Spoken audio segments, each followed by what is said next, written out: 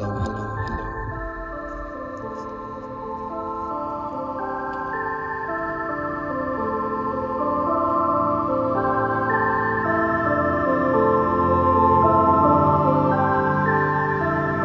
Hike प्रकृतिसँगको एउटा मौन संवाद जहाँ सहरको हल्ला सकिन्छ र प्रकृतिको सङ्गीत सुरु हुन्छ। हरेक यात्राको एउटा उद्देश्य हुने गर्छ। कोही नयाँ ठाउँ खोज्न निस्कन्छन्, कोही सुन्दर दृश्यको खोजीमा। तर कहिलेकाहीँ यात्रा कुनै ठाउँसम्म पुग्नका लागि होइन, आफूलाई फेरि एकपटक आफैसँग भेट्नका लागि हुने गर्छ।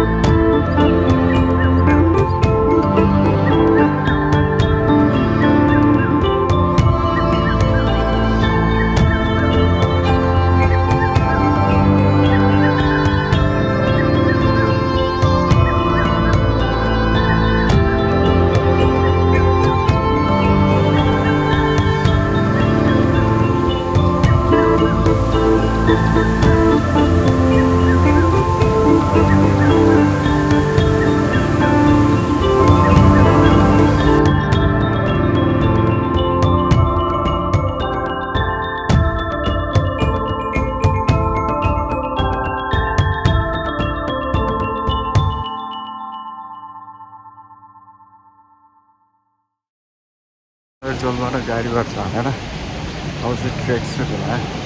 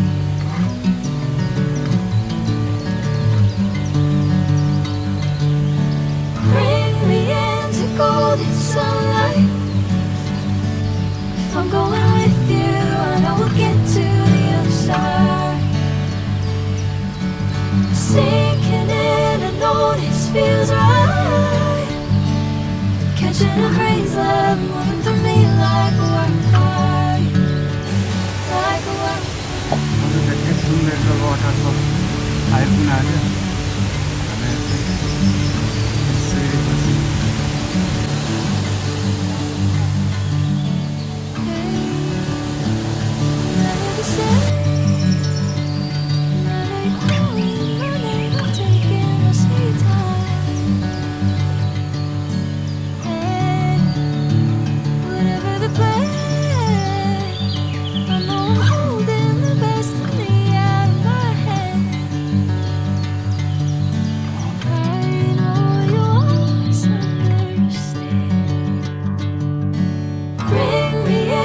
Golden sunlight.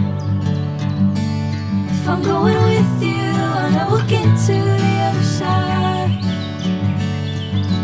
Sinking in, I know this feels right. Catching a breeze, love moving through me like a wildfire, like a wildfire.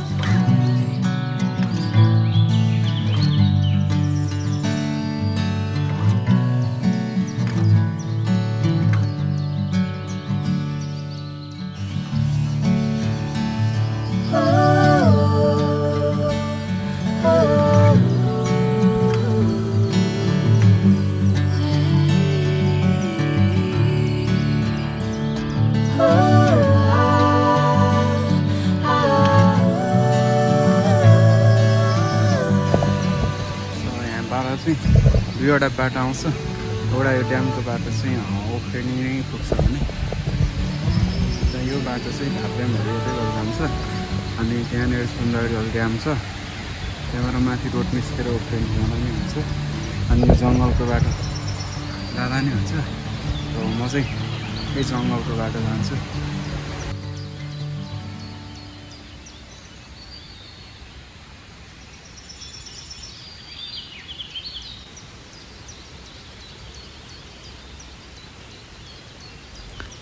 त्यहाँको चिसो हावा, झ्याउकिरीको आवाज, जङ्गलभित्रका साँघुरो बाटोहरू, बीचबीचमा भेटिने झरना, खोला अनि गाउँको सरल जीवन, अनि त्यो प्रत्येक पाइलाहरू नयाँ अनुभूति बनेर अगाडि बढ्छ।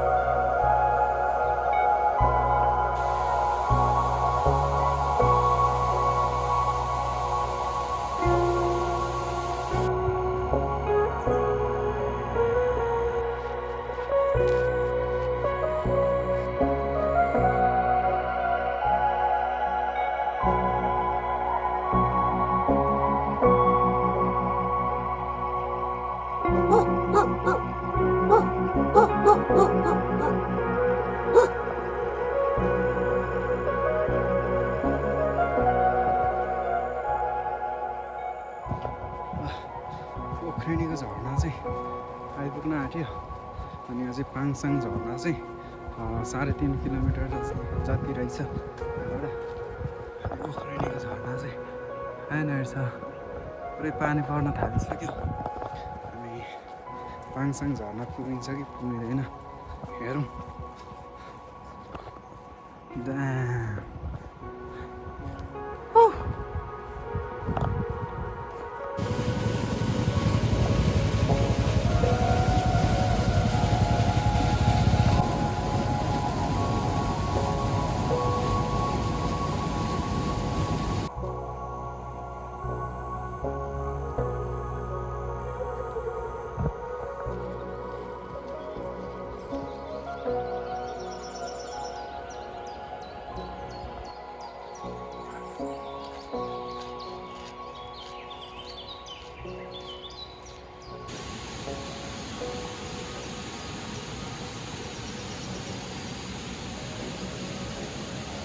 ठाउँ 500 मिटर।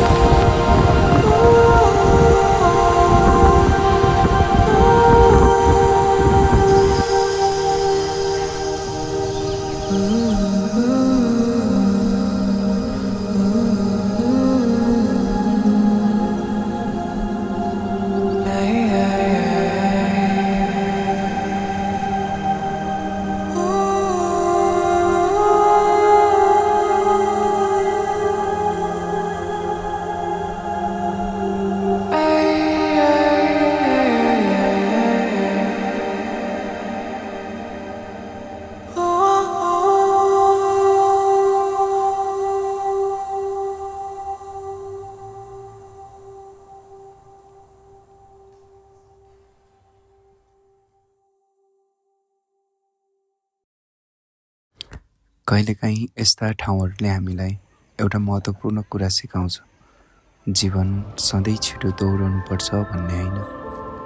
कहिलेकाहीँ रोकिएर लामो सास फेर्नु वरिपरिको सुन्दरता निहाल्नु र आफैलाई समय दिनु र प्रकृतिसँग बोल्नु, किनभने प्रकृतिले दिने सबैभन्दा ठुलो उपहार दृश्य मात्र होइन, उसले दिने अनुभूति पनि एक हो।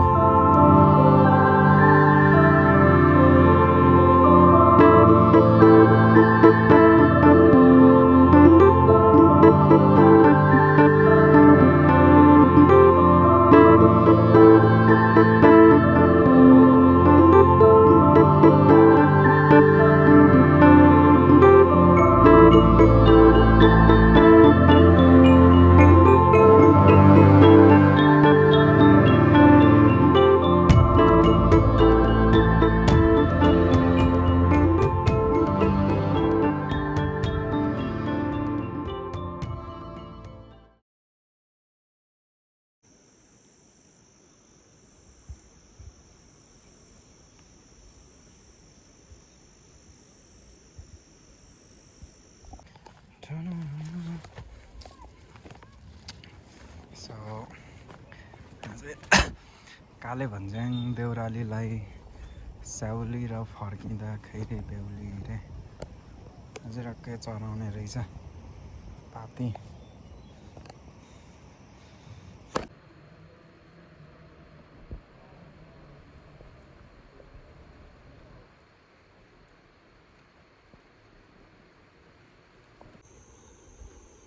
चुपचाप बस्यो, दिमागमा केही छैन कि, न पास न फ्युचर, प्रेजेन्टमा पनि केही छैन, खाली दिमाग,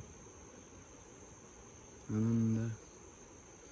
अनि मलाई चाहिँ सोलो लाइफ बेस्ट लाग्न थालेको छ कि अहिले चाहिँ, किनभने जस्तो कि म आज हाइकिङ आएँ सोलो, घरबाट निस्किनु साथ मलाई त्यहाँबाट आउनै मन लागेन भने फर्किन्छु, सुत्दिन्छु होइन। कहिलेकाहीँ यसो मुभी हेर्न जान्छु, मलाई मुभी मन परेन बिचैमा निस्किन्छु, हिँडिदिन्छु।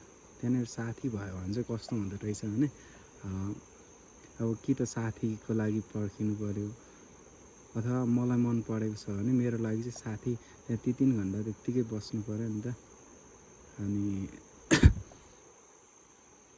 कुनै एउटा राम्रो ल्यान्डस्केप होइन, पुरै घाँसे मैदान भएको डाँडामा गएर एउटा सानो घर बनाएर अनि एउटा टक्क घोडा पाल्ने, टक्क बस्ने, जस्तो कि यस्तै घाँसे मैदान ठुलो होस्, पारिपट्टि त्यो डाँडाहरू चाहिँ हिमाल, अनि टक्क यहाँबाट एउटा खोला बगिरहेको, अनि एउटा सानो घर बनाउने, अनि एउटा घोडा पाल्ने, अनि टक्क बस्ने।